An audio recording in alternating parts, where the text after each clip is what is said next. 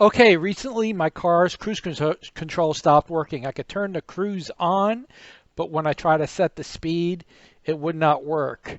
And I want to show you what I did to fix the problem.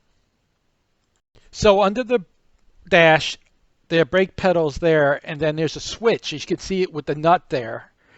That's the brake switch sensor. And what happens is when you depress the pedal of the brake, that thing releases and it turns the brake lights on, and it also lets the cruise control know the brakes are on. But when that thing is defective, your cruise control no longer will work, and your brake lights will stay on or stay off depending on what state that switch is in. So you really need to replace that switch, and I'm going to show you how to do that now. So here I'm going to show you what I'm working with. There's the brake switch and there's the plunger plate.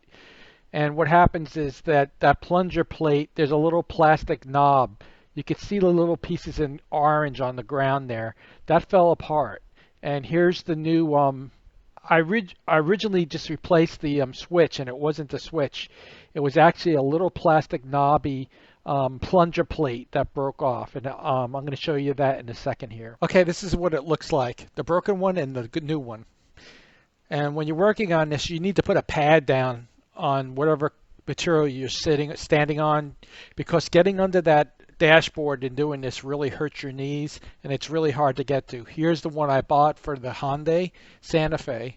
It shows the stopper rubber, and here's some more pictures I made of what it should look like. I used a penny here as a temporary fix with some electrical tape because I couldn't get that stopper for a couple of days, so I used the temporary fix to fix it. Okay, here I show you the bracket where the switch connects to. And here I show you the connector that the switch goes in. You probably want to put the connector on before you put the switch back on.